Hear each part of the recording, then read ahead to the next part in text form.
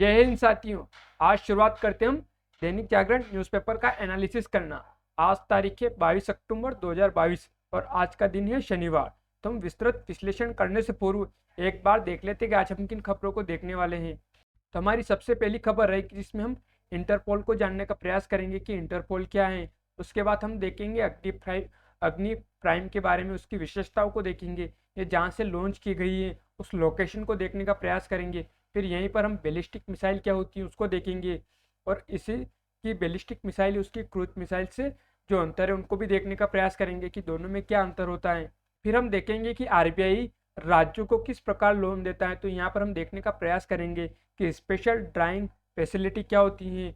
फिर हम देखेंगे कि जो वेज एंड मीन्स एडवांसेस क्या होता है, ओवरड्राफ्ट की सुविधा क्या होती है जो आरबीआई राज्यों को मुहैया कराता है आपातकालीन लोन के लिए, तो उसको देखने का प्रयास करेंगे हम।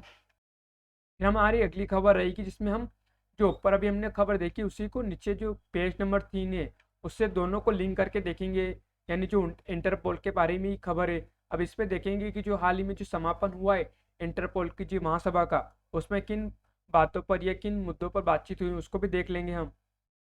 क्रांतिकारी सिद्ध होती है डीबीटी योजना, यानी डायरेक्ट बेनिफिट ट्रांसफर। तो इसे आप स्वयं पढ़ने का प्रयास कीजिएगा किस तरह से जो डायरेक्ट बेनिफिट ट्रांसफर है उसने क्रांतिकारी सिद्ध हुई है, कि किस तरह से इसने पारदर्शिता, ट्रांसपेरेंसी और जो पहले केंद्र से 1 रुपया डाला जाता था और जो लाभार्थी होता था उससे 15 पैसे ही मिलते थे, तो 85 पैसे कहाँ जाते थे। तो आज कितनी मददगार साबित हुई है डीबीटी, तो इसे आप स्वयं पढ़ने का प्रयास कीजिएगा। फिर जलवायु परिवर्तन की भेंट चढ़ते ग्लेशियर, तो इसे भी आप स्वयं पढ़ने का प्रयास कीजिएगा किस तरह से जलवायु परिवर्तन हो रहा है, ग्लोबल वार्मिंग हो रही है, कारण क्या है, उसके परिणाम क्या हो रहे हैं, भारत पर उसका क्या असर पड़ेगा, इसे आप स्वयं पढ़ने का प्रयास कीजिएगा। इसको जोड़ने का प्रयास कीजिएगा मानसून से, कि आने वाले समय में ये मानसून को किस तरह से प्रभावित करेगा। अब मानसून प्रभावित होगा तो उससे अर्थव्यवस्था पर क्या प्रभाव पड़ेगा, तो इसे लिंक करने का प्रयास कीजिएगा आप। भारत को बदनाम करने का षड्यंत्र, तो यहाँ पर हम देखने का प्रयास करेंगे विश्व बुक सूचकांक को, यानी जो ग्लोबल हंगर इंडेक्स है उसको देखेंगे कि क्यों इन्होंने इस तरह का कहा कि भारत को बदनाम करने का षड्यंत्र है। तो इसे आप स्वयं पढ़ने का प्रयास कीजिएगा। बाकी मैं आपको जो ये इंडेक्स है इसके बारे में पूरी विस्तृत जानकारी दे दूंगा यहाँ पर। फिर हम देखेंगे कि चर्चा में बना हुआ है शीत युद्ध को देख लेंगे।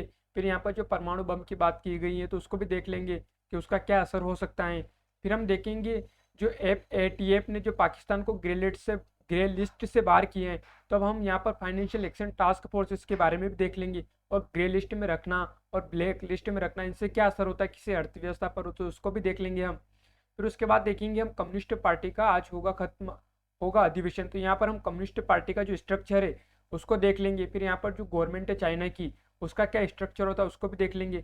फिर हमारी अंत में हम देखेंगे जो हिमाचल प्रदेश में जो भारत की सबसे बड़ी बहुउद्देशीय नदी परियोजना थी पागड़ा नांगल, उसको देख लेंगे, उसके मैप को देख लेंगे कि कहाँ पर लोकेट है, जो सतलज नदी पर बनाया गया था। उसके अलावा हम देख लेंगे चंद्रयान 1 के बारे में, जो सतीश धवन अंतरिक्ष केंद्र से लॉन्च किया गया था, इसके उद्देश्यों को देख लेंगे हम अंत में जाते जाते। फिर हम देखेंगे कोल्ड वार को देखेंगे, कोल्ड वार के जो एरा है उसको देखने का प्रयास करेंगे। फिर शीत युद्ध का अर्थ क्या होता है उसको देखेंगे, उसके खेमे को देखेंगे। फिर दोनों को एक जीआई फाइल से समझने का प्रयास करेंगे, एटम बम को देखेंगे। फिर जो उसके परिणाम क्या होते हैं अगर उसका इस्तेमाल किया जाता है, तो हम कुछ गूगल इमेज से देखने का प्रयास करेंगे जो नागासाकी और हिरोशिमा पर गिरा गया था उस बम से। फिर हम देखेंगे बागड़ा नागल परियोजना है उसके डैम को देखने का प्रयास करेंगे, उसके बारे में कुछ जानकारी को देखेंगे, उसकी लोकेशन को देखेंगे हम। फिर हम चंद्रयान 1 के बारे में देखेंगे, फिर कहाँ से लॉन्च किया गया है तो उस लोकेशन को देखने का प्रयास करेंगे हम। फिर हम चाइना की मैप का एनालिसिस करेंगे, फिर चाइना का देखेंगे कि जो उसकी कम्युनिस्ट पार्टी उसका स्ट्रक्चर क्या है उसको देखने का प्रयास करेंगे। फिर वहाँ की जो गवर्नमेंट है चाइना की उसके स्ट्रक्चर को देखेंगे कि उसका स्ट्रक्चर कैसा होता, उसके कुछ महत्वपूर्ण लीडर्स को दिखाया गया तो हम देख लेंगे कि उसके महत्वपूर्ण लीडर्स कौन से थे अभी तक। फिर हम देखेंगे फाइनेंशियल एक्शन टास्क फोर्स के बारे में देख लेंगे कि क्या है ये। फिर हम पाकिस्तान के मैप का एनालिसिस कर लेंगे जिसे ग्रे लिस्ट से बाहर रखा गया है अभी। फिर हम देखेंगे वैश्विक भुखमरी सूचकांक 2022 के बारे में देख लेंगे, यानी जो ग्लोबल हंगर इंडेक्स 2022। फिर हम देख लेंगे भारत व पड़ोसी देश में जो स्थिति है किसमें, ग्लोबल हंगर इंडेक्स 2022 में, तो उसको देख लेंगे। फिर भारत के प्रदर्शन को देख लेंगे 2011 से ग्लोबल हंगर इंडेक्स में। फिर हम इंटरपोल के बारे में देख लेंगे इंटरपोल कौन से नोटिस जारी करता है। फिर यहाँ पर हम देखेंगे कि प्रोसिक्यूशन क्या होता है उसको देखेंगे। फिर हम डिजिटल फोरेंसिक को देखेंगे, फिर डिजिटल फोरेंसिक की जो इन्वेस्टिगेशन है उसकी प्रोसेस क्या होती है उसको देख लेंगे। फिर कंप्यूटर फोरेंसिक क्या होती है उसको देख लेंगे हम। फिर हम देखेंगे कि किस तरह से आरबीआई जो स्टेट को शॉर्ट टर्म के लिए जो लोन देता है उसकी कौन सी विधियाँ हैं उसको देख लेंगे। फिर उसके अलावा हम देख लेंगे ways and means and advances को, कि उसके प्रकार क्या होते हैं, किस तरह से उसकी विशेषताएं होती है, क्या होता है, उद्देश्य क्या है, लॉन्च कब किया गया था। फिर हम देख लेंगे बैंक रेट और रेपो रेट में क्या अंतर होता है। फिर हम देख लेंगे जहाँ से अग्नि प्राइम लॉन्च की गई तो उस लोकेशन को देखेंगे, अब्दुल कलाम आइलैंड कहाँ पर स्थित है। फिर हम उड़ीसा के मैप में देखने का प्रयास करेंगे, लोकेट करने का प्रयास करेंगे। फिर हम उड़ीसा में मैप को फिर देखेंगे उसको कि कहाँ पर उसकी लोकेशन है। फिर अग्नि प्राइम में उसका इमेज दिखाया गया है, ये लॉन्च करता हुआ दिखाया गया उसको। फिर हम देख लेंगे बैलिस्टिक मिसाइल और क्रूज मिसाइल में क्या अंतर है। फिर हम बैलिस्टिक मिसाइल और क्रूज मिसाइल के जो पाथ है या ट्रेजेक्टरी है उसको देखने का प्रयास करेंगे। फिर हम देखेंगे बैलिस्टिक मिसाइल डिफेंस सिस्टम है वो किस तरह से कार्य करता है। फिर उसी को एक अन्य इमेज से समझने का प्रयास करेंगे हम। फिर अंत में हम गूगल मैप में देख लेंगे जिन लोकेशन का, जिन कंट्रीज़ का हम बात करेंगे। तो आइए शुरुआत करते हैं हमारी पहली खबर से। सभी मानकों पर खरी उतरी मिसाइल अग्नि प्राइम, तो इसे हम GS3 से जोड़कर देख सकते हैं, यानी साइंस एंड टेक से, स्पेस टेक्नोलॉजी से जोड़ सकते हैं, सिक्योरिटी से जोड़कर देख सकते हैं। तो भारत ने शुक्रवार को ओडिशा के चांदीपुर में स्थित अब्दुल कलाम द्वीप से परमाणु आयुध ले जाने में सक्षम स्वदेशी बैलिस्टिक मिसाइल यानी अग्नि प्राइम का सफल परीक्षण किया है। अब इसकी विशेषताओं को देख लेते हैं। तो ये 34.5 फीट लंबी 11,000 kg वजन की इस मिसाइल की मारक क्षमता 1,000 से 2,000 किलोमीटर तक है। ये अपने साथ 1.5 टन वजन की उच्च तीव्रता वाले विस्फोटक व परमाणु हथियार ले जाने में सक्षम है। इस मिसाइल से एक साथ कई निशाने साधे जा सकते हैं, वह इसे दूर से भी संचालित किया जा सकता है। इसमें 3,000 किलो वजन तक के हथियार भी लगाए जा सकते हैं। युद्ध के समय इस मिसाइल का चलाने का निर्णय भारत की स्ट्रेटेजिक फोरेंसिक कमांड लेती है। यह तो हमने इसकी विशेषताओं के बारे में देख लिया कि इसकी विशेषता क्या है। अब यहाँ पर जिन लोकेशन की बात की हम उनको देखते हैं। अब तो ये आप इमेज देख रहे होंगे अग्नि प्राइम का। तो आप ये उड़ीसा के मैप को देख पा रहे। अब उड़ीसा के मैप में आप देखिए तो ये डॉक्टर अब्दुल कलाम आइलैंड्स हो गया जहाँ से अग्नि प्राइम को लॉन्च किया गया। अब इसी को अन्य इमेज से देखिए तो ये भारत का मैप हो गया। अब भारत के मैप में आप उड़ीसा की लोकेशन को देखिए तो किस साइड आ गए, तो पूर्व की साइड आ गया है। अब इसकी सीमाओं को देखिए तो इधर आंध्र प्रदेश से लग रही इसकी सीमा, छत्तीसगढ़ से, झारखंड से, पश्चिम बंगाल से।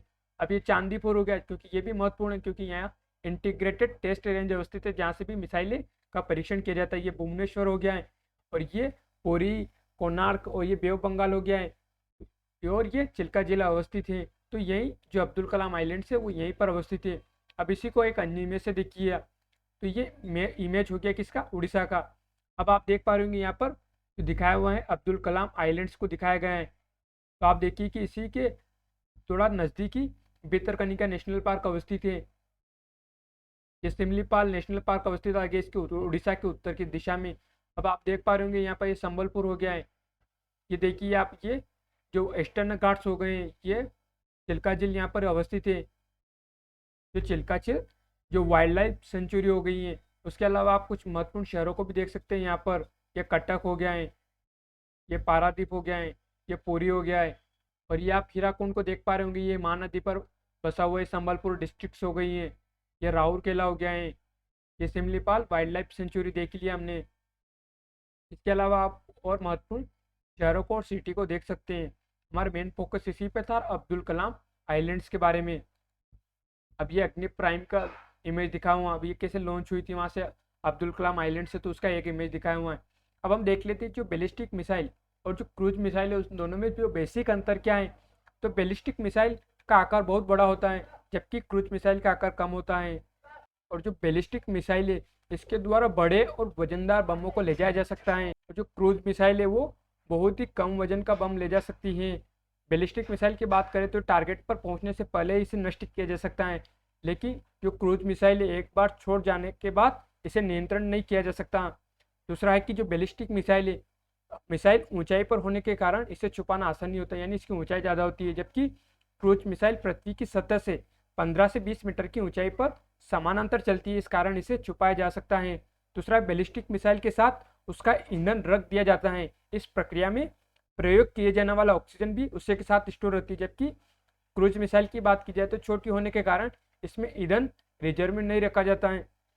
बैलिस्टिक मिसाइल अर्ध चंद्राकार मार्ग पर चलकर अपने टारगेट को भेजती है, जबकि क्रूज मिसाइल पृथ्वी के समानांतर चलकर टारगेट को भेजती है। तब यहाँ पर जो इनके पाथ की बात की, यानी एक इसके अर्धचंद्राकार पाथ की बात की, इसके समांतर समानांतर चाल की बात की, तो इन सबको देखते हैं हम। ये आप देख पा रहे होंगे, तो यहाँ पर दो मिसाइलों को दिखाया है, एक बैलिस्टिक मिसाइल का जो ट्रेजेक्ट्री यानी पाथ है, और एक है जो क्रूज मिसाइल है उसका ट्रेजेक्ट्री दिखाया है। तो आप देख पा रहे हो कि ये लॉन्च साइट हो गई, ये एटमॉस्फेयर हो गया, ये इंटरनेशनल स्पेस स्टेशन हो गया जो 400 किलोमीटर के आसपास दिखाया गया है। अब यहाँ से जो लॉन्च किए साइट, यहाँ से मान लीजिए कि बैलिस्टिक मिसाइल को लॉन्च किया गया है।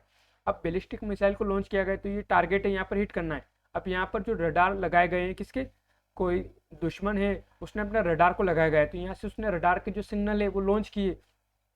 तब रडार है वो जो सिग्नल है वो सीधे सीधे गए। अब इस एरिया में अगर उसने कोई डिटेक्ट कर लिया, अब आप देख पा रहे हो कि यहाँ पर जो बैलिस्टिक मिसाइल थी उसको यहीं पर डिटेक्ट कर लिया। अब यहीं पर डिटेक्ट कर लिया तो उसके पास समय है इसको हिट करने का, तो वो यहीं से अपने जो कमांड सेंटर है उसको मैसेज देगा कि हाँ मैंने एक मिसाइल को डिटेक्ट किया है, वो हमारी तरफ ही आ रही है। तो वो यहाँ से अपनी मिसाइल सिस्टम को लॉन्च कर देगा ताकि वो इस टारगेट को हिट कर दे।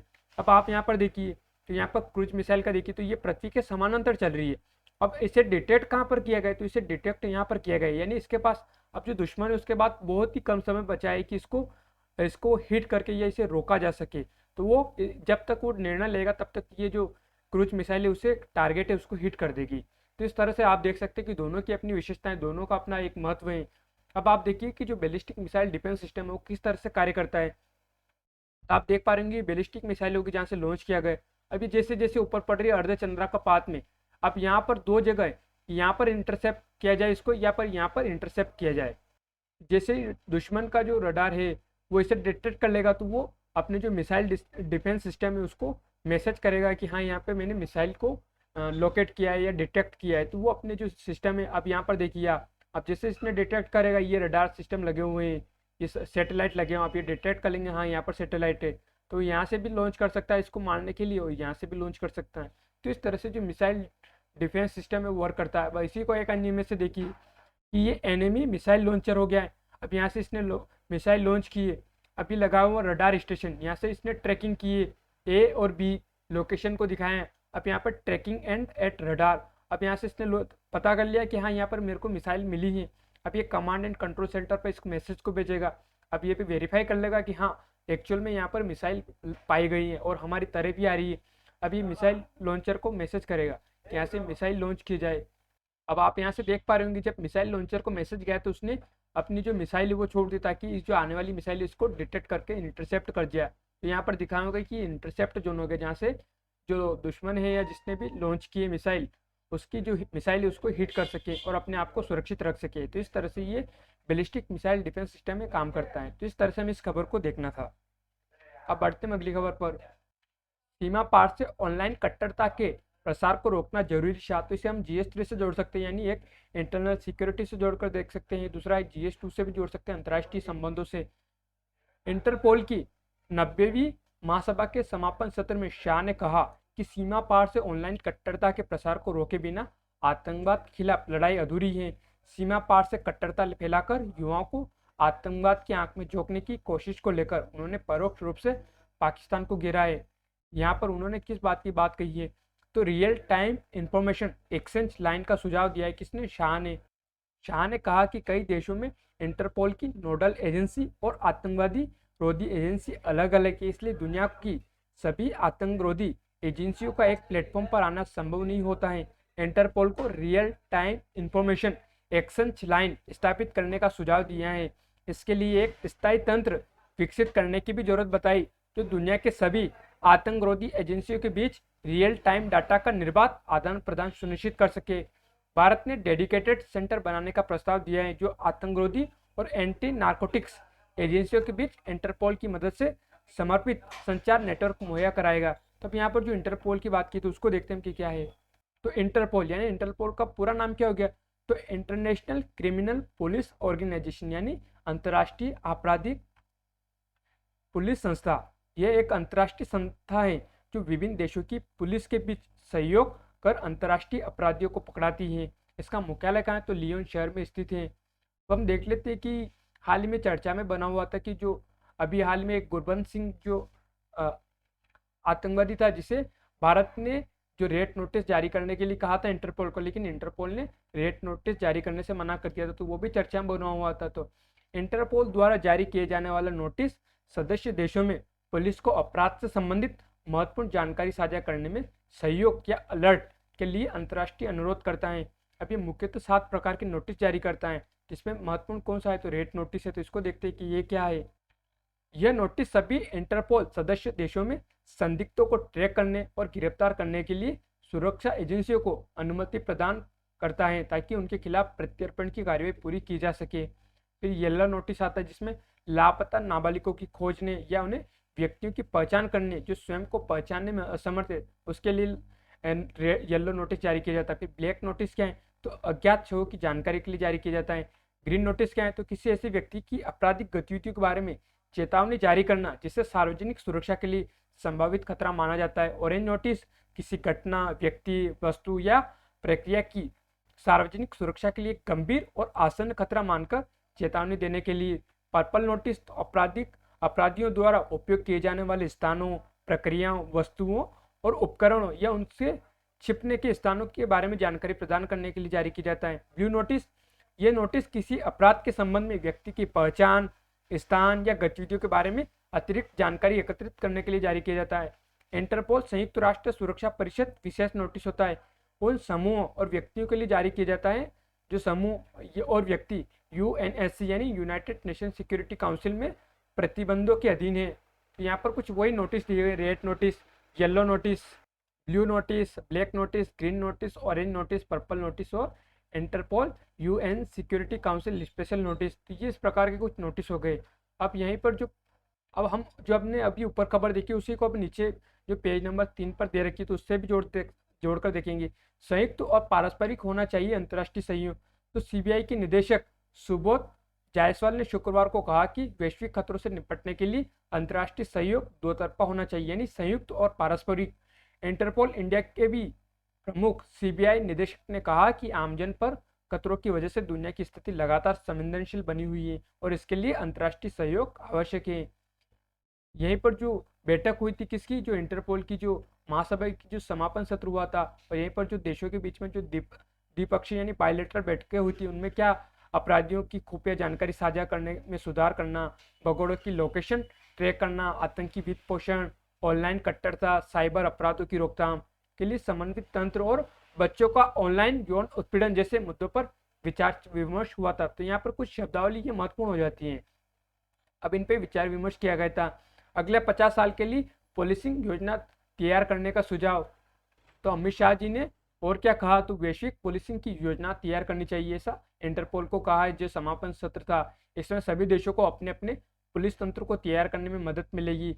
भारत में तैयार किए जा रहे डाटाबेस की जानकारी दी। उन्होंने बताया कि भारत में किस तरह से आतंकवाद, नारकोटिक्स और आर्थिक अपराधों पर राष्ट्रीय डाटाबेस तैयार किया जा रहा है। इसके लिए पूरी आपराधिक न्याय प्रणाली को अत्याधुनिक बनाने के लिए इसके प्रमुख स्तंभों यानी ई कोर्ट, ई प्रिजन, ई फोरेंसिक, ई प्रोसिक्यूशन को crime and criminal tracking network and system से जोड़ा जा रहा है। तो ये कुछ बात कही उन्होंने शाह जी ने कि इस तरह से इंटरपोल को भी एक आधुनिक जो तकनीक है उसका इस्तेमाल करना चाहिए अपराधियों को पकड़ने के लिए।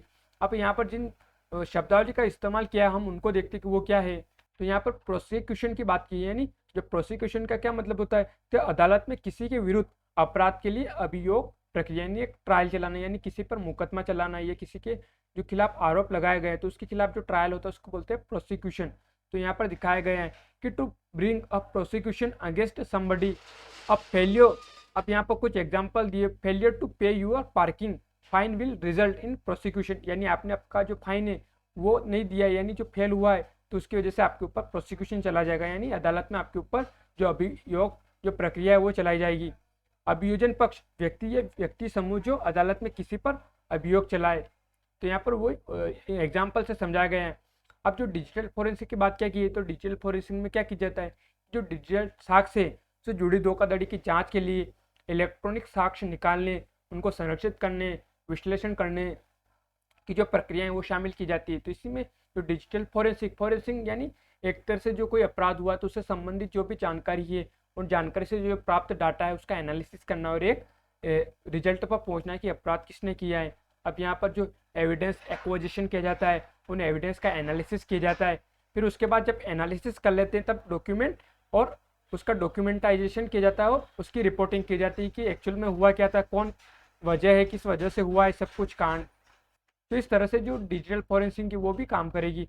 अब देख लेते हैं जो डिजिटल फॉरेंसिक इन्वेस्टिगेशन प्रोसेस है वो किस तरह से होगी। तो हमने पहले क्या किया कि डाटा आइडेंटिफिकेशन किया है, फिर प्रोजेक्ट की प्लानिंग की है, फिर तीसरा है डाटा को कैप्चर किया है, फिर डाटा को प्रोसेसिंग किया है, फिर डाटा को एनालिसिस किया है, फिर डाटा डिस्प्ले होगा, फिर उसके बाद उससे अंत में जो डाटा जो डिस्प्ले हुआ उसे एक रिपोर्ट जनरेट कर ली जाएगी। तो ये उसकी प्रोसेस होती है फॉरेंसिक जो इन्वेस्टिगेशन होती है उसकी। अब जो कंप्यूटर फॉरेंसिक क्या है, तो उसी में सिस्टम फॉरेंसिक हो गया, नेटवर्क फॉरेंसिक हो गया, वेब फॉरेंसिक हो गया, डाटा फॉरेंसिक हो गया, प्रोएक्टिव फॉरेंसिक हो गया। तो ये कुछ फॉरेंसिक हो गए कंप्यूटर फॉरेंसिक, यानी किस तरह से जो छानबीन की जाती है फॉरेंसिक के द्वारा। तो अब बढ़ते हैं अगली खबर पर। आंख मूंद कर आरबीआई से कर्ज ले रहे कई राज्य। तो अब देखते हैं कि क्या चर्चा में क्यों बनी हुई है।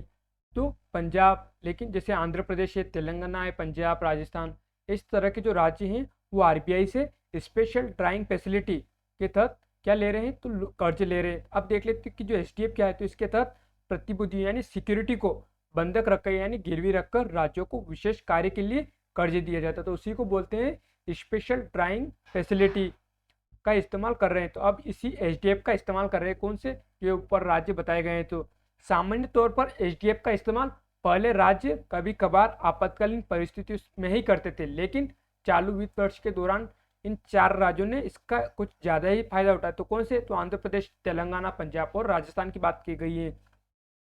बैंक ऑफ बड़ौदा की शोध विभाग की रिपोर्ट में कहा गया है कि इन राज्यों का यह तरीका इनके वित्तीय संतुलन के लिए आगे चलकर बड़ी चुनौती बन सकता है, खास तौर पर जब रेपो रेट बढ़ने की वजह से एसडीएफ के तहत भी कर्ज लेना महंगा हो रहा है। तो ये कुछ बात बताई गई है। अब हम देखते हैं कि जो आरबीआई है किस तरह से जो राज्यों को लोन मुहैया कराता है, तो उसके तरीके कौन से।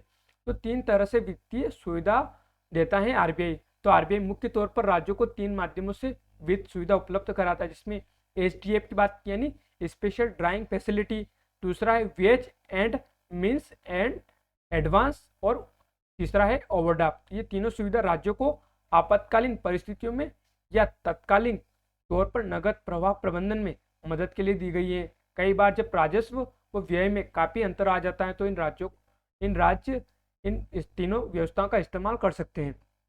यानी सीधी से बात कहना चाह रहा है कि जो एसडीएफ है, ये ways and means and advance है, और डब्ल्यूएमए बोल सकते हैं हम इसको, और ओवरड्राफ्ट है। इनका इस्तेमाल कब कर सकते हैं राज्य, तो एक आपातकालीन परिस्थितियों में, तत्कालीन समय जब जो नेश या जो कैश फ्लो मैनेजमेंट है उसमें कुछ गड़बड़ आ जाए, या तीसरी कंडीशन है कि राजस्व और व्यय यानी खर्चे में कुछ बड़ा अंतर आ जाता है, इन जो तीनों सुविधाएं या व्यवस्था इनका इस्तेमाल कर सकते हैं। तब यहाँ पर जिन बातों की बात की हम उनको और थोड़ा विस्तृत से देखते हैं। तो यहाँ पर दिखा हुआ short term borrowing by state, तो वेज एंड मीन्स होगा। अब ये 2 प्रकार की होती है, क्या, वेज एंड मीन्स एडवांसेस। तो इसमें दिखाया होगा स्पेशल ड्राइंग फैसिलिटी, स्पेशल डब्ल्यूएमएस, और एक हो गया नॉर्मल डब्ल्यूएमएस। तो इसमें दिखाया गया कि जो स्पेशल एसडीएफ यानी जो एसडीएफ स्पेशल डब्ल्यूएम है उसके अंदर क्या होता है, तो जो इंटरेस्ट रेट है वो रेपो रेट -1 पे दी जाती है, जो इंटरेस्ट रेट रहती है उसकी। जो नॉर्मल डब्ल्यूएमए रहता है उसमें जो इंटरेस्ट रेट रहती है वो रेपो रेट के बराबर रहती है। तो इसलिए अब यहीं पर सबसे समस्या खड़ी हुई है कि जो रेपो रेट भी बढ़ रही है, तो जिस सीधी से बात है कि जो नॉर्मल डब्ल्यूएम है वो भी बढ़ेगा, जिससे राज्यों की वित्तीय जो स्थिति वो आगे आने वाले समय में उसमें कुछ समस्या आ सकती है या चुनौतियां खड़ी हो सकती है। दूसरा है ओवरड्राफ्ट। तो ओवरड्राफ्ट का मतलब क्या होता है कि जब आपके पास जितना आपकी ज़रूरत है और आपके अकाउंट में उतना पैसा नहीं है, तो उससे अगर आपको ज़्यादा निकालना तो आप निकाल सकते हो। तो इसी सुविधा को ओवरड्राफ्ट कहते हैं। यानी आपके अकाउंट में 200 रुपये है और आपको 300 रुपये की ज़रूरत है, तो आप 100 रुपये और एक्स्ट्रा निकाल सकते हैं, लेकिन आपके अकाउंट में 200 रुपये, लेकिन आपको बाद में जो 100 रुपये है उन पर इंटरेस्ट देकर आपको वो पैसा चुकाना पड़ेगा। तो यहाँ पर दिखाया है कि ओवरड्राफ्ट क्या है, तो इसकी इंटरेस्ट रेट क्या रहेगी, तो रेपो रेट की जो रेट रहेगी उससे 2+ करके आपको जो ओवरड्राफ्ट लिया है उस पर आपको जो लोन लिया है वो चुकाना पड़ेगा। तो आप देख पा रहे होंगे कि अगर ओवरड्राफ्ट का इस्तेमाल करते हैं तो आपका जो कर्ज लिया है आपने 100 रुपये एक्स्ट्रा, तो वो महंगा हो जाएगा। तो इस तरह से ये तीनों विधियाँ इस्तेमाल की जाती हैं लोन लेने के लिए राज्यों के द्वारा। अब यहाँ देखते हैं वेज एंड मीन एडवांसेस के बारे में। तो कब लॉन्च की गई थी, तो 1997 में शुरू की गई थी। उद्देश्य क्या था, तो सरकार की प्राप्तियों और भुगतान के नकदी प्रवाह में अस्थायी बेमेल को दूर करने के लिए इसका इस्तेमाल किया गया था। अब इसकी विशेषताओं को देखें तो यदि आवश्यक हो तो सरकार भारतीय रिजर्व बैंक से तत्काल नकद ले सकती है, लेकिन उसे 90 दिनों के अंदर यह राशि लौटानी होगी। इसमें ब्याज मौजूदा रेपो दर पर ही लिया जाता है। भारतीय रिजर्व बैंक अधिनियम यानी आरबीआई एक्ट 1934 की द्वारा धारा 17(5) केंद्रीय बैंक को केंद्र और राज्य सरकार को उधार देने के लिए अधिकृत करता है, जो उनके देय के अधीन है, यानी अग्रिम के निर्माण की तारीख से 3 महीने के बाद नहीं। रेपो दर वह दर है जिस पर किसी देश का केंद्रीय बैंक किसी भी तरह की धनराशि की कमी होने पर वाणिज्यिक बैंक को अल्पकालीन धन देता है, तो उसे रेपो रेट कहते हैं। यदि WMA 90 दिनों से अधिक हो जाता है तो इसे ओवरड्राफ्ट के रूप में माना जाता है, यानी ओवरड्राफ्ट पर ब्याज दर जो रहती है वो रेपो दर से 2% अधिक रहती है।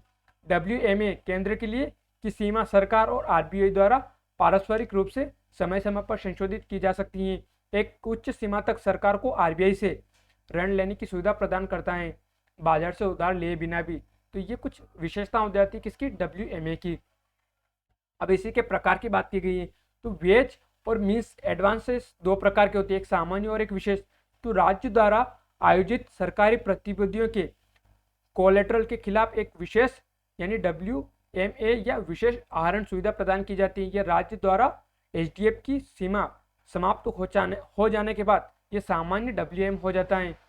HDF के लिए ब्याज दर रेपो दर से 1% कम होती है और सामान्य WM के तहत ऋण की संख्या राज्य के वास्तविक राजस्व और पूंजीगत व्यय के 3 साल के औसत पर आधारित होती है। तो ये कुछ बातें हो गई किसके बारे में, तो वेज एंड मीन्स एडवांसेस के बारे में। तो इस तरह से हमें इस खबर को देखना था।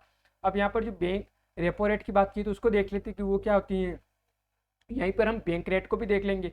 तो central bank give loan to commercial bank for lending to public, तो इसी को बोलते हैं हम जो रेपो रेट हो गई है।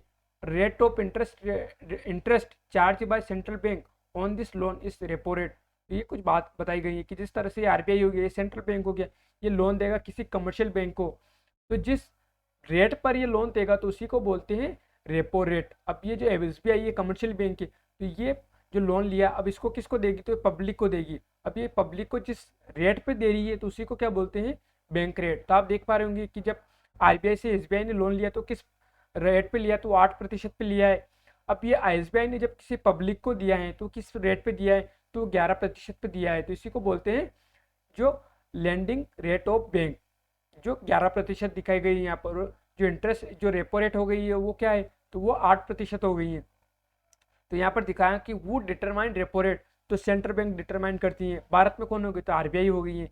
वुड डिटरमाइन लेंडिंग रेट तो is determined individual by each bank.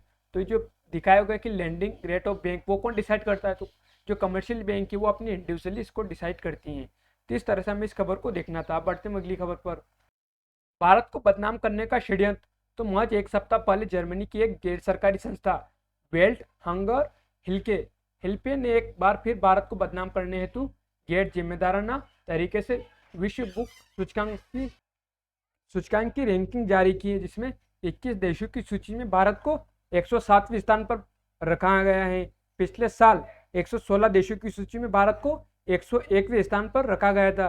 वास्तविकता से दूर यह रिपोर्ट आंकड़ों के साथ ही विश्लेषण और क्रियाविधि की दृष्टि से भी दोषपूर्ण व हास्यास्पद है। तो यहाँ पर अब आप इसे तो स्वयं पढ़ने का प्रयास कीजिएगा कि जो लेखक है उनके क्या विचार है, लेकिन मैं आपको जो ग्लोबल हंगर इंडेक्स है उसके बारे में जानकारी दे देता हूँ। वैश्विक भुखमरी सूचकांक 2022। तो वैश्विक भुखमरी सूचकांक के बारे में देख लेते हैं। तो वैश्विक, क्षेत्रीय और राष्ट्रीय स्तर पर भुखमरी की स्थिति का मापता है और ट्रैक करता है। वार्षिक रिपोर्ट है, यानी हर साल आती है इसकी रिपोर्ट। पहली बार कब हुई थी, तो 2006 में प्रकाशित हुई थी।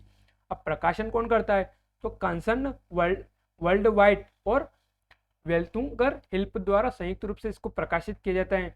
अब इसके कुछ संकेतक को देख लेते हैं। यानी ग्लोबल हंगर इंडेक्स के जो इंडिकेटर वो कौन से हैं, तो 4 इंडेक्स हो गए, जिसमें पहला हो गया अल्प पोषण यानी अपर्याप्त कैलोरी सेवन वाली जनसंख्या। दूसरा है चाइल्ड वेस्टिंग यानी ऊंचाई के हिसाब से वजन कम होना। चाइल्ड स्टंटिंग यानी उम्र के हिसाब से वजन कम होना। और बाल मृत्यु दर यानी 5 साल से कम उम्र के बच्चों की मृत्यु दर, तो इसको बाल मृत्यु दर हो गए। तो महत्वपूर्ण है कि हमें जो इंडिकेटर है वो पता होने चाहिए। अब इसमें स्कोरिंग कैसे की जाती है, तो यहाँ पर दिखा हुआ है कि 9.9 से नीचे रहने पर लो, फिर मॉडरेट, फिर सीरियस, फिर अलार्मिंग, फिर एक्सट्रीमली अलार्मिंग। यहाँ पर दिखा हुआ चार संकेतकों के मूल्यों के आधार पर GHI 100 बिंदु पैमाने पर बुक का निर्धारण करता है, जहाँ 0 सबसे अच्छा और संभव स्कोर है, 0 बुक, और 100 सबसे ज़्यादा खराब माना जाता है। अब आप सीरियस को देखिए, जो यहाँ पर सीरियस दिखाया गया है स्कोरिंग में, तो 20 से 34.9% है। क्योंकि हम यहाँ पर क्यों बात करें, क्योंकि भारत का स्कोर हम देखेंगे ना तो आप अंदाजा लगा पाएंगे। तो यहाँ पर दिखा हुआ GHI 2022। तो वैश्विक औसत स्कोर क्या है, तो 18.2, यानी किस कैटेगरी में आएगा, तो ये मध्यम में आएगा, यानी मॉडरेट वाली श्रेणी में। अब भारत की रैंक और स्कोर को देखिए, तो इसको रैंक कौन सी होगी, तो 107 होगी। कितने देशों में से, 121 में से। स्कोर क्या हो गया, तो 29.1। और कौन सी श्रेणी में आया, तो गंभीर यानी सीरियस वाली श्रेणी में आया। भारत के पड़ोसी, भारत का स्थान श्रीलंका, नेपाल, बांग्लादेश और पाकिस्तान से भी नीचे दिखाए गए हैं। 5 से कम के स्कोर के साथ चीन शीर्ष 17 देशों में शामिल है। तो अब यहाँ पर आप ट्रेंड्स को देखिए कि GHI score trend of for India, तो 2000 से दिखाए गए हैं कि भारत का उस समय स्कोर कितना था। भारत का स्कोर धीरे धीरे कम हुआ है, सुधार हुआ है। लेकिन अब आप देख पा रहे होंगे कि भारत का जो स्कोर है 2014 में 28.2 था और अभी 29.1 है। तो ये कुछ स्कोर को दिखाए हैं। अब उसी को आप एक अन्य इमेज से देखिए कि वही चीज़ वापस ग्लोबल हंगर इंडेक्स 2022 कौन प्रिपेयर करता, तो अभी हमने देखा ही सही है। अबाउट बारे में देखा है कि एनुअल रिपोर्ट है, और ये ग्लोबल, रीजनल और नेशनल लेवल पर जो बुक है या हंगर है उसकी जो ट्रैक और मेजर को दिखाता है। इसके इंडिकेटर्स कौन से हो गए, तो under nourishment, child stunting, child wasting और चाइल्ड मोर्टेलिटी। तो ये इसके इंडिकेटर हो गए। स्कोरिंग की हमने बात की, भारत की और ग्लोबल की बात की कि उसमें कौन सा एवरेज स्कोर है, और भारत की जो ट्रेंड्स है उनको देख लिया हमने अभी। अब आप देखिए ग्लोबल हंगर इंडेक्स 2022 में, तो पड़ोसी में देखिए तो श्रीलंका की 64वीं, म्यांमार की 71, नेपाल की 81, बांग्लादेश की 84, पाकिस्तान की 99 और भारत की देखिए आप तो 107। अब भारत के बाद पाकिस्तान को, अफगानिस्तान को दिखाया गया 109। तो इसीलिए तो इस पर विवाद छिड़ा हुआ है कि भारत की स्थिति अच्छी होने के बावजूद भी इसमें इतनी भारत की जो छवि उसको खराब करने की बात की गई। तो आप यहाँ पर देखिए हंगर इंडेक्स में साल दर साल भारत का प्रदर्शन को दिखाया गया। 2011 में देखिए तो 67 रैंक थी, फिर धीरे धीरे बड़ी इंक्रीज हुई, और अभी 2021 में कौन से थी, तो 101 थी, और 2022 में कौन सी हो गई, तो 107वीं रैंक हो गई। तो आप देख पा रहे होंगे तो यहाँ पर कम है, फिर कुछ ज़्यादा है, तो कुछ कंट्री ऐड भी हुई है, तो इस वजह से जो रैंक है वो बढ़ती भी जाती है, कुछ कम भी हो जाती है। तो इस तरह से हमें इस खबर को देखना है। तो बढ़ते हम अगली खबर पर। तो हमारी अगली खबर जिसमें हम अंतर्राष्ट्रीय संबंधों से जोड़कर देख सकते हैं, जिसमें हमें पता है कि जैसे रूस यूक्रेन जो युद्ध है वो कई महीनों से चल रहा है। तो इसमें अब जो व्लादिमीर पुतिन है वो परमाणु युद्ध की जो धमकियां भी दे रहे हैं यूक्रेन को कि उसका इस्तेमाल कर सकते हैं। तो उससे संबंधित ये खबर आई है कि जिसमें बताया गया है कि शीत युद्ध के बाद सबसे गंभीर संकट तो रूस और नाटो से जुड़े राष्ट्रों के बीच संभावित परमाणु युद्ध शीत युद्ध के बाद का सबसे गंभीर संकट होगा। इसकी प्रबल संभावना है और इसे टाला भी नहीं जा सकता, क्योंकि इतिहास गवाह है अगर दो गुटों के बीच परस्पर बातचीत न हो तो भयानक युद्ध की तरफ ले जा सकती हैं स्थितियां। वर्तमान में रूस और नाटो देशों के बीच ऐसी ही स्थिति है कि दोनों तरफ से बातचीत के माध्यम से रास्ता निकालने की जो गुंजाइश है वो नहीं देखी जा सकती है। तो ये कुछ बातें बताई गई। अब यहाँ पर जो शीत युद्ध की बात की तो अब हम उससे भी देखेंगे। तो उससे पहले देख लेते हैं कि अगर मान लीजिए परमाणु बम का इस्तेमाल किया जाता है तो उसका क्या असर होगा। तो यहाँ पर दिखाया हुआ कि जलवायु पर क्या पड़ेगा असर। तो शोधकर्ताओं ने निष्कर्ष निकाला है कि परमाणु हमले से चिकित्सा प्रणाली ढह जाएगी। इसके अलावा जलवायु, जनसंख्या, खाद्य उत्पादन पर भी इसका व्यापक प्रभाव पड़ेंगे और इसका असर लंबे समय तक दिखेगा। अब हम इसी की जो बताया गया है कि इसका असर लंबे समय तक दिखेगा, तो हम देखेंगे कि जापान पर जो हिरोशिमा और नागासाकी पर जो बम का इस्तेमाल किया गया था, एटम बम का, उसका असर। तो आप यहाँ पर देख पा रहे होंगे द कोल्ड वार 1988 का जो मैप दिखाया गया है। तो यहाँ पर दिखाया हुआ यूएसए और यूएसएसआर, और तीसरा गुट हो जाता है नॉन अनाइलमेंट, यानी जो ना तो यूएसएसआर की तरफ है ना यूएसए की तरफ है। अब यहाँ पे यूएसए को देखिए तो ये वेस्टर्न ब्लॉक हो गया, यूएसएसआर को देखिए तो ये ईस्टर्न ब्लॉक हो गया। अब आप देख पाएंगे यूएसए वाशिंगटन, ये मास्को यानी यूएसएसआर को दिखाए गए हैं। अब इसी को आप देखिए द कोल्ड वार एरा 1945 से 1989 के बीच में, ये सोवियत यूनियन कम्युनिज्म इसकी विचारधारा होगी, यूनाइटेड स्टेट्स इसकी कैपिटलिज्म और डेमोक्रेसी जो विचारधारा वाली हो गई। अब यहाँ पर ये चीज़ दिखाई गई है। अब शीत युद्ध का अर्थ क्या होता है, तो जैसा कि इसके नाम से स्पष्ट है कि अस्त्र और शस्त्रों का युद्ध न होकर धमकियों तक ही सीमित रहता है। इस युद्ध में कोई वास्तविक युद्ध नहीं लड़ा गया है, ये युद्ध केवल परोक्ष तक ही सीमित रहता है। इस युद्ध में दोनों महाशक्तियों ने अपने वैचारिक मतभेद ही प्रमुख रहते हैं। यह एक प्रकार का कूटनीतिक युद्ध था जो महाशक्तियों के संकीर्ण स्वार्थों और सिद्धियों के प्रयासों पर ही आधारित था। यानी सीधी सी बात है कि ये युद्ध है जो वास्तविक युद्ध होता है उस तरह से नहीं होता बल्कि इसमें धमकियों का इस्तेमाल किया जाता है, कूटनीति का इस्तेमाल किया जाता है, अपने विचारों का इस्तेमाल किया जाता है। तो इस तरह से जो शीत युद्ध होता है वो होता है। अब आप देख पा रहे होंगे कि यहाँ पर गुट दिखाए गए हैं शीत युद्ध के, तो ये सोवियत यूनियन हो गया और ये यूनाइटेड स्टेट हो गया, यानी जो कैपिटलिज्म और ये कम्युनिज्म, तो दोनों के बीच में जो युद्ध चला था उसी को बोलते हैं शीत युद्ध। यानी जो फिजिकल ना होकर केवल एक विचार से संबंधित था, विचारधाराओं पे था, कूटनीति की तरह से था। तो इस तरह से इन्होंने इसका इस्तेमाल किया जाता। अब आप देख पा रहे होंगे यहाँ पर दिखाया गया है कि यहाँ पर एटम बम को भी दिखाया गया है कि शीत युद्ध में कैसी परिस्थितियां बन गई थी।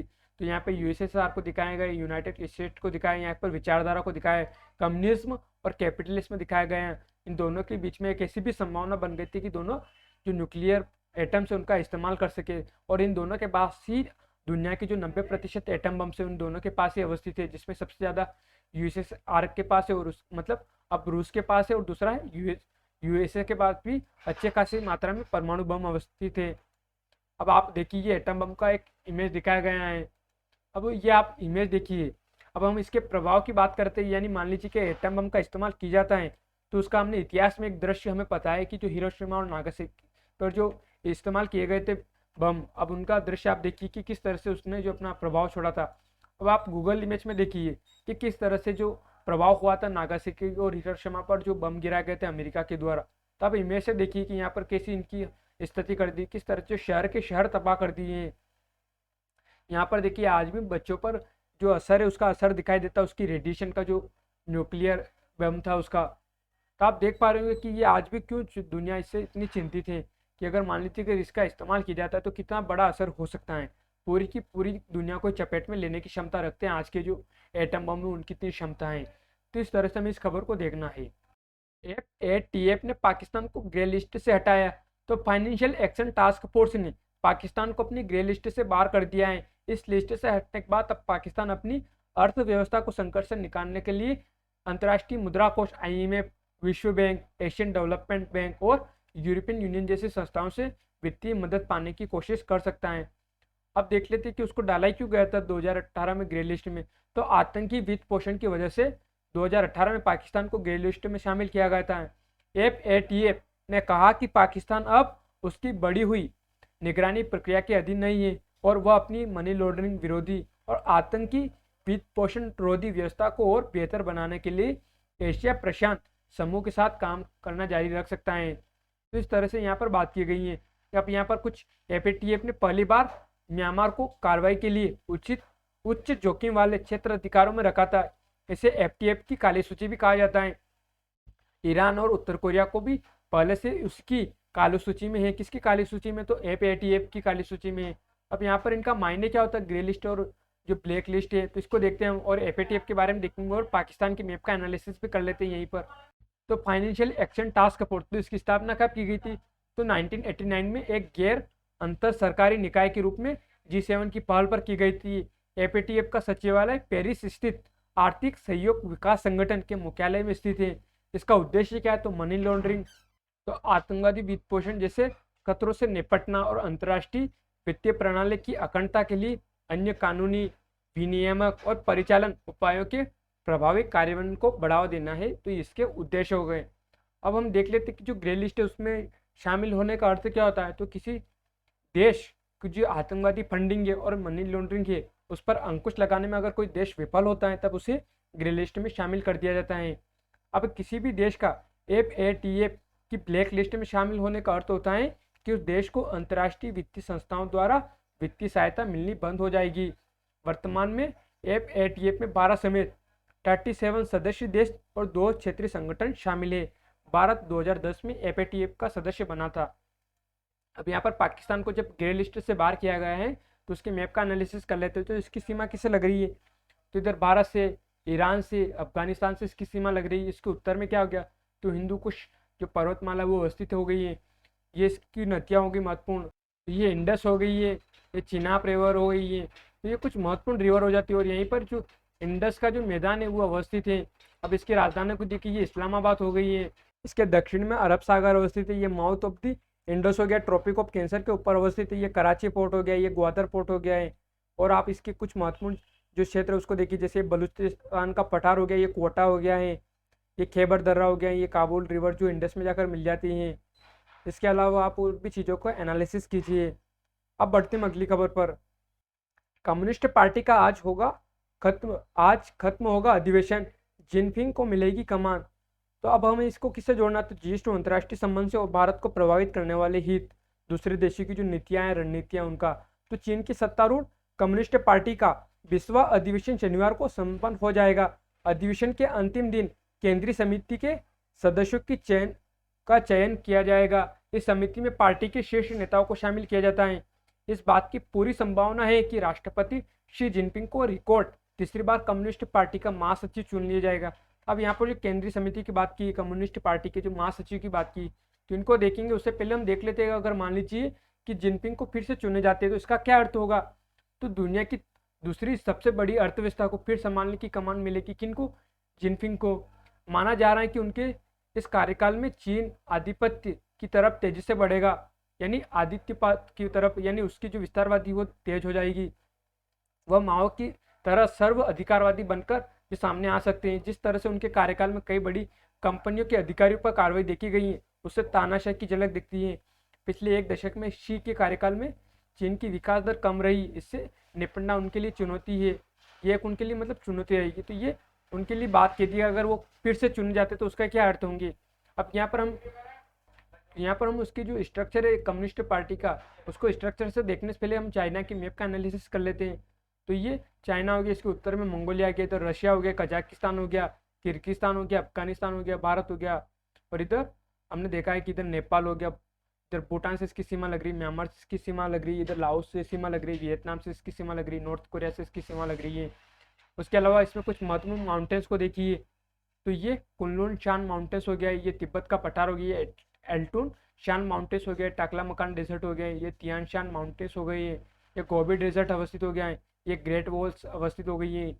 और इसकी कुछ महत्वपूर्ण नदियों को देखिए, तो ये येलो रिवर्स हो गई है, जिसे होंग हे भी कहा जाता है। और ये दूसरी महत्वपूर्ण नदी जिसे चांगजियांग यानी यांगसी रिवर कहा जाता है। येलो रिवर कहाँ जाके गिर रही थी, येलो सी में। और जो यांगसी रिवर है वो पैसिफिक ओशन में जाकर गिर रही है। ये ताइवान हो गया, जिसके बीच में अभी दोनों के बीच में विवाद चला हुआ है। ये हांगकांग, मकाओ, इसकी कुछ महत्वपूर्ण जो स्पेशल इकोनॉमिक क्षेत्र वाले क्षेत्र हो गए। ये साउथ चाइना सी हो गया है, ये पेरल रिवर्स हो गई है, ये वुहान शहर जहाँ से कोरोना फैला था, ये शंघाई इसका महत्वपूर्ण पोर्ट भी हो गया, ये बीजिंग इसकी राजधानी हो जाती है, ये मंचूरिया का पठार हो जाता है, ये यार अम्मू रिवर जो रशिया और चाइना के बीच में प्रवाहित हो रही है। उसके अलावा आप देखिए ये इंडस रिवर जो चाइना से यानी जो तिब्बत का पठार है वहाँ से होती हुई भारत में इंटर करती है, मेकोंग रिवर हो गई है। उसके अलावा आप और भी महत्वपूर्ण चीज़ों को देख सकते हैं। अब हम देखते हैं कि जो चाइनीज़ कम्युनिस्ट पार्टी उसका स्ट्रक्चर क्या है। तो आप देख पा रहे होंगे कि सबसे नीचे क्या हो गया, तो नेशनल पार्टी कांग्रेस हो गई, उसके ऊपर फिर सेंट्रल कमेटी हो गई है, उसके ऊपर पोलित ब्यूरो हो जाता है, फिर उसके ऊपर होता है पोलित ब्यूरो स्टैंडिंग कमेटी, और उसके ऊपर होता है जनरल सेक्रेटरी, जिसके और इससे ऊपर हो जाता है भी प्रेसिडेंट ऑफ चाइना जो शी जिनपिंग को दिखाएं। अब यहाँ पर दिखाया सेक्रेटरीट, तो यहाँ पोलित ब्यूरो को दिखाया और पोलित ब्यूरो स्टैंडिंग कमेटी को दिखाया गया है। तो ये इस तरह से इसका स्ट्रक्चर रहता है किसका, जो कम्युनिस्ट पार्टी है चाइना की उसका। तो इस तरह से हमें देखना है, क्योंकि अभी खबरों में बना हुआ है central committee national party Congress. तो इसमें कितने डेलीगेट्स होते तो 2300, फिर सेंट्रल कमेटी है उसमें 380 मेंबर। तो जैसे जैसे ऊपर जाते जाएंगे तो इनके जो मेंबर्स हैं उनकी संख्या भी कम होती जाएगी और पावर भी इंक्रीज होती जाएगी ऊपर की साइड में।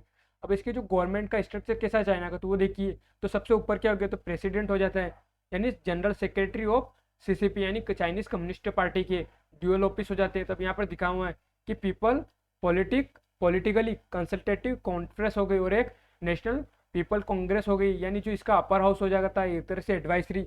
और ये नेशनल पीपल कांग्रेस है, इसका लोअर हाउस हो जाता है, जिसके 2980 मेंबर्स को दिखाया गया है। अब इसी के नीचे दिखाया गया है कि स्टेट काउंसिल है, सुप्रीम पीपल कोर्ट है, सुप्रीम पीपल जैसे दिखाया गया है कि सुप्रीम पीपल प्रोक्यूरेटेड, फिर स्टेट मिलिट्री कमीशन को दिखाया, और इसी के नीचे पार्टी सेंट्रल मिलिट्री कमीशन, और इसी के नीचे आती है पीपल लिबरेशन आर्मी यानी पीएलए आ जाती है।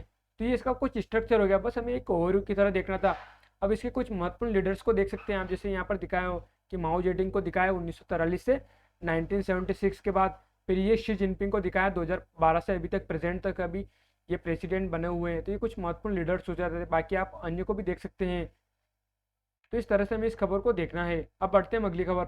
हिमाचल में शुरू हुई भारत की सबसे बड़ी नदी घाटी परियोजना। तो 1963 में आज सिंचाई और बिजली उत्पादन के उद्देश्य भारत की सबसे बड़ी बहुउद्देशीय नदी घाटी परियोजना भाखड़ा नागल यानी नंगल को राष्ट्र को समर्पित किया गया था। सतलुज नदी पर बना यह बांध दुनिया का तीसरा सबसे ऊंचा बांध भी है, जो 1325 मेगावाट बिजली का उत्पादन करता है। तब हम इसकी लोकेशन को देखते हैं, तो ये वहाँ का जो मैप है वो इमेज को दिखाया गया है डैम का। उसके अलावा देखिए देश को मिला बागड़ा नांगल बांध। तो 1963 को तत्कालीन पीएम नेहरू ने बागड़ा नांगल डैम का उद्घाटन किया था।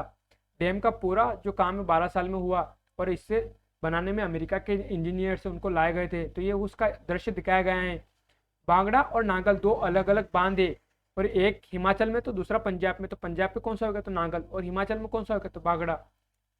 अब इसकी लोकेशन को देखिए तो हिमाचल प्रदेश हो गया है, ये पंजाब हो गया, ये हरियाणा हो गया, ये उत्तर प्रदेश हो गया है। तो आप देख पा रहे हैं सतलज रिवर अभी बागड़ा और ये नांगल डैम हो गया। तो इसके पीछे कौन सी जो रिजर्व है तो गोविंद सागर रिजर्वेयर अवस्थित है। ये नांगल किस में आ जाता है पंजाब में आ जाता है, ये बागड़ा तो ये हिमाचल प्रदेश में आ जाता है। अब आप यहाँ पे देखिए तो सतलज और यमुना कैनाल अवस्थित है, जो अभी इस पर विवाद बना हुआ था पंजाब और हरियाणा के बीच में, तो चर्चा में भी बनी हुई थी। तो इस तरह से हमें इस खबर को देखनी थी। तब बढ़ते हैं अगली खबर पर।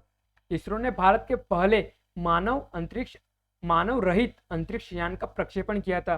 तो 2008 में आज इसरो ने भारत का पहला मानव रहित अंतरिक्ष यान चंद्रयान प्रथम को श्रीहरिकोटा के सतीश धवन अंतरिक्ष केंद्र से प्रक्षेपित किया था। इसका उद्देश्य चंद्रमा की सतह पर पानी की तलाश करना था।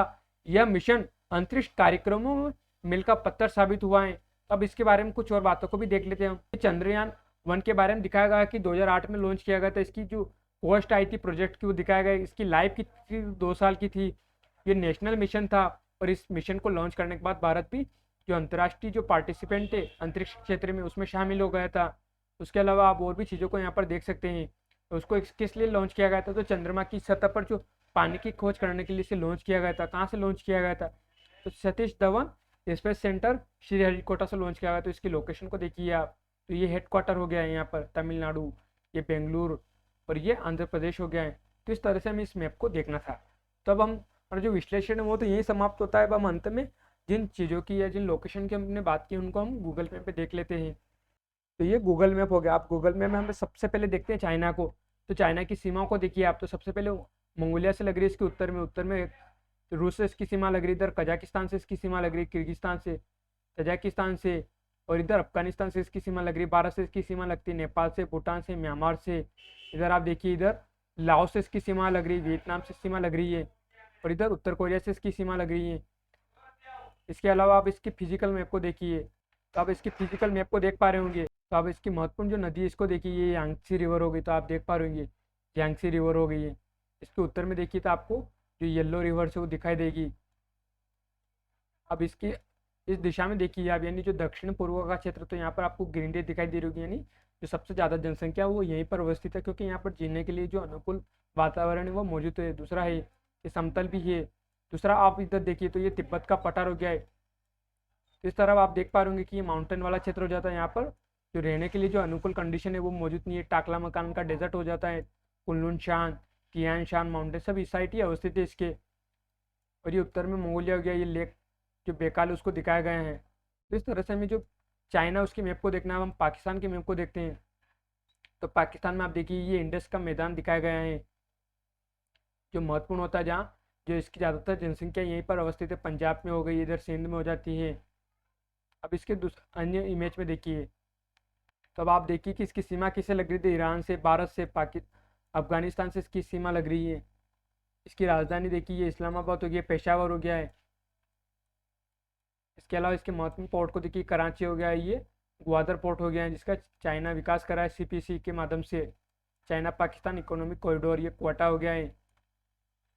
तो इस तरह से हमें इसकी मैप को देखना है। अब हम चलते श्री हरिकोटा सतीश धवन स्पेस सेंटर पर। तो ये पोलिकेट झील हो गई, ये श्री हरिकोटा हो गया, आप देख पा रहे होंगे यहाँ पर। ये सतीश धवन जो लॉन्च कॉम्प्लेक्स हो गया है, सतीश धवन अंतरिक्ष केंद्र हो गया है। तो आप देखिए इसकी लोकेशन किस साइड है, किस दिशा में अवस्थित है। अब इस दिशा में क्यों अवस्थित है, तो इसको आप दिमाग लगाने का प्रयास कीजिए कि क्यों ये पूर्व की दिशा में ही अवस्थित है।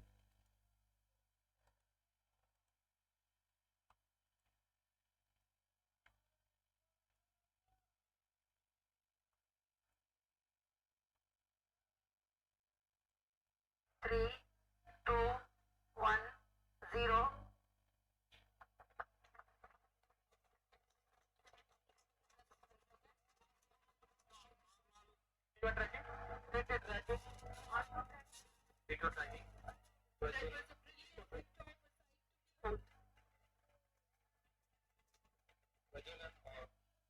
अब हम एपीजे अब्दुल कलाम आइलैंड्स को देखते हैं।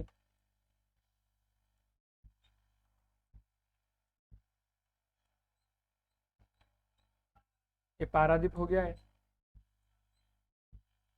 ये विलर द्वीप जिसे अब्दुल कलाम आइलैंड्स भी कहते हैं। तो आप देख पा रहे हेलीपैड अब्दुल कलाम आइलैंड हो गया है, ये विलर द्वीप हो गया है। तो यहीं से अभी जो अग्नि प्राइम है उसको लॉन्च किया गया है।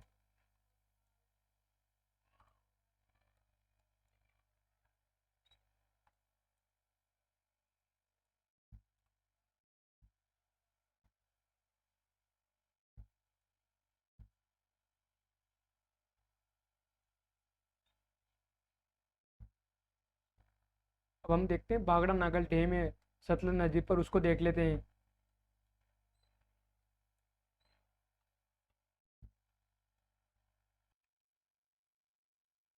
ये भाखड़ा डैम हो गया, तो आप देख पा रहे होंगे ये हिमाचल प्रदेश हो गया और ये पंजाब हो गया। अब इनकी बाउंड्री को देखिए आप, तो ये नांगल दिखाया गया है यहाँ पर, आप देखिए ये सतलज रिवर हो गई है।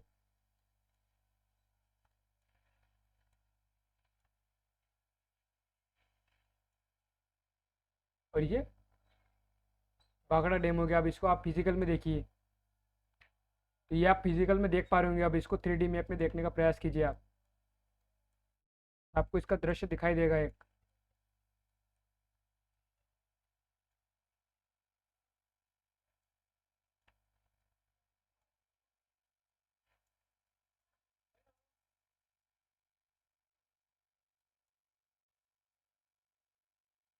तो आप देखिए इसके पीछे गोविंद सागर जो रिजर्वेयर वो अवस्थित भी है।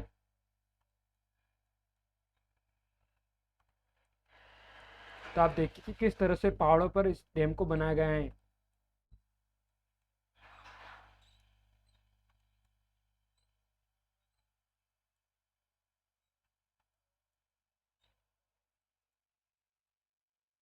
ये आप देख पा रहे होंगे साइड व्यू इसका, ये देखिए अब आप इधर से ये सतलज रिवर हो गई। जैसे जैसे आगे बढ़ती है तब नांगल डैम बनाया जाता है इसके आगे।